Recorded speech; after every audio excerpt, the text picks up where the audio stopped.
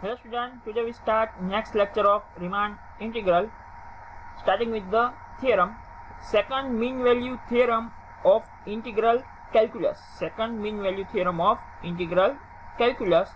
કેનું form હે આ તો કે બોનેટ્સ ફોર્મ. રેડી મીન્સ કે બોનેટ્સ મેથેમેટિશિયન તમને આપેલું ફોર્મ છે. Second mean value theorem of integral calculus Bonnet's form. Ready means કે બોનેટ મેથેમેટિશિયન આપેલ second mean value theorem integral calculus છે. આ થિયરમ કેવો હોય તો કે વિધાઉટ પ્રૂફ છે, ઓનલી સ્ટેટમેન્ટ હશે તમારે. જોઈએ સ્ટેટમેન્ટ કે if f of x and g of x are continuous on closed interval ab, means કે f of x અને g of x આ બે ફંક્શન એક પછી કેવા તો કે are continuous on closed interval ab. If f of x is a positive monotonic decreasing function, f of x is a positive monotonic decreasing function, then there exists a point c belongs to closed interval ab such that integration a to b f of x g of x dx, f of x into g of x dx is equal to f of a integration a to c g of x dx થાય. Ready આ શું તમારું તો કે second mean value theorem of integral calculus Bonnet's form. Ready without proof આપેલું છે. Ready તમારા without proof theorem છે. શું આપ્યું ફોર્મ તો કે integration a to b f of x into g of x dx is equal to f of a into integration a to c g of x dx. Ready? Next to second main value theorem of integral calculus, Weierstrass form. Ready? Weierstrass mathematician આપેલું second main value theorem of integral calculus. આ શું statement proof બને છે. Ready જોઈએ statement કે if f of x and g of x are continuous on closed interval ab, if g of x is a monotonic function, then any point c belongs to closed interval ab such that integration a to b f of x g of x dx is equal to g of a into integration a to c f of x dx plus g of b into integration c to b f of x dx. આવું તમારે સાબિત કરવાનું રહે. શેના ફોર્મમાં કેનું form હે તો કે વેસ્ટ્રેસ ફોર્મ. કેનું તો કે second mean value theorem of integral calculus માટે. રેડી f અને g તમને શું આપ્યા continuous on close interval ab આપેલા છે. g x તમને કેવું ફંક્શન આપ્યું તો કે મોનોટોનિક ફંક્શન છે અને x c કેવો તો close interval ab such that આવું તમારે સાબિત કરવાનું છે.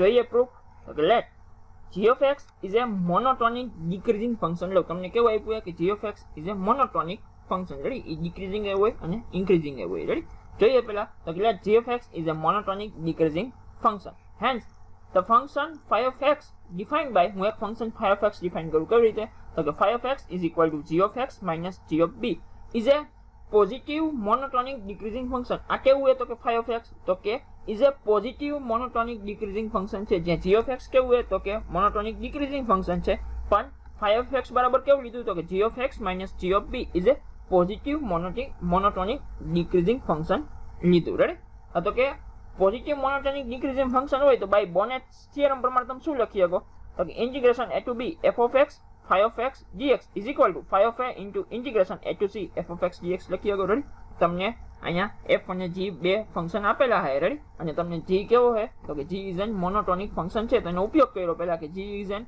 monotonic decreasing function. એના ઉપરથી એક ફંક્શન ડિફાઇન કર્યું phi of x. Ready phi of x કેવું લીધું તો કે પોઝિટિવ મોનોટોનિક ડિક્રીઝિંગ ફંક્શન લીધું. તો ધેન by બોનેટ્સ થિયરમ પ્રમાણે તમે આવું લખી શકો.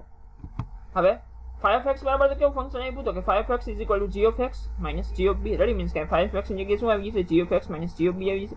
નેક્સ્ટ phi of a તો અહીં શું આવશે g of a minus g of b આવશે. જોઈએ તો કે integration a to b f of x into bracket ની અંદર phi of x ની જગ્યાએ શું આવશે g of x minus g of b into dx is equal to phi of a ની જગ્યાએ શું આવી જશે g of a minus g of b into integration a to c f of x dx. Next તો કાને separate આપો તો કે integration a to b f of x into g of x dx minus અહીંયા જે છે એ g of b into integration a to b f of x dx થશે. આ સાઈડ થઈ ગયું લેફ્ટ હેન્ડ સાઈડનું કામ પૂરું. Next to right hand side તો કે g of a આની એરે મલ્ટીપ્લાય થશે અને g of b પણ થશે. તો ફર્સ્ટ નું આવશે is equal to g of a into integration a to c f of x dx minus g of b into integration a to c f of x dx થશે. Ready next તો કે આ જે left hand side g of b into integration a to b f of x dx છે, આ બાજુ minus છે, આ બાજુ કેવું થઈ જશે પ્લસ થઈ જશે. જોઈએ તો કે therefore integration a to b f of x into g of x dx is equal to તો કે g of a into integration a to c f of x dx as it is. આ minus વાળું step આ બાજુ શું આવશે plus g of b into integration a to b f of x dx થશે minus g of b into integration a to c f of x dx as it is રહેશે. Ready next to તો કે આ g છે આની limit change કરી નાખું a to c ની જગ્યાએ c to a કરી નાખો તો આગળ શું થઈ જશે પ્લસ થઈ જશે જોઈએ આગળ તો કે integration a to b f of x g of x dx is equal to g of a into integration a to c f of x dx as it is plus g of b into integration a to b f of x dx પણ as it is. next અહીંયા limit change કરી નાખી a to c ની જગ્યાએ c to a કરવું means કે શું થશે માઇનસ નું અહીંયા શું આવી જશે plus g of b is equal to g of b into integration c to a f of x dx. હવે જોવો જોઈએ g of b into integration a to b f of x dx અને g of b into integration c to a f of x dx means કે બંને બરાબર તમે શું લખી શકો તો કે એના ઉપરથી આવું લખી શકો કે g of b into integration c to b f of x dx કેમ કે c to a અને a to b મીન્સ કે આને બરાબર શું આવે c to b f of x dx આવી જાય. જોઈએ તો કે આને બરાબર શું આવશે તો કે આ લેફ્ટ હેન્ડ સાઈડ તમારે શું આવે as it is integration a to b f of x into g of x dx is equal to g of a into integration a to c f of x dx as it is. પણ હજી બંને step છે g of b into integration a to b f of x dx plus g of b into integration c to a f of x dx એની જગ્યાએ શું આવી જશે તો કે plus g of b integration c to b f of x dx અને શું નામ આપ્યું ઇક્વેશન નંબર 1 નામ આપી દો. અને આજ આપણે સાબિત કરવાનું હતું રેડી જ્યારે ફંક્શન તમારું gx એ મોનોટોનિક ડિક્રીઝિંગ ફંક્શન હતું ત્યારે તમારું આ થિયરમ સાબિત થઈ ગયો રેડી. અને ઇક્વેશન નંબર 1 આપો નાવ તો કે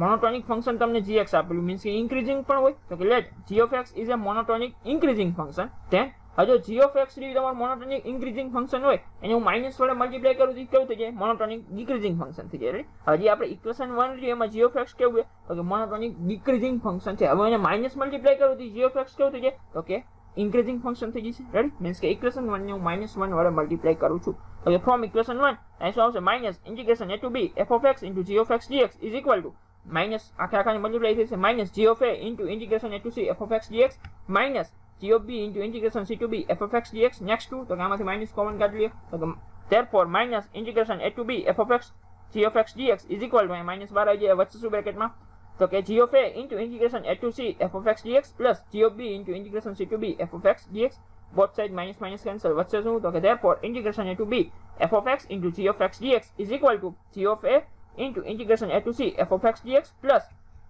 g of b into integration c to b f of x dx.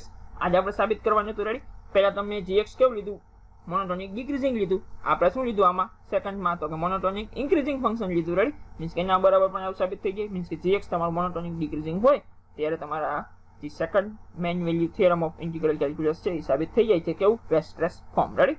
gx તમારું જે મોનોટોનિક ડિક્રીઝિંગ ફંક્શન હોય ત્યારે સાબિત થાય અને gx તમારું મોનોટોનિક ઇન્ક્રીઝિંગ ફંક્શન હોય ત્યારે પણ આ સાબિત થઈ ગયું રેડી.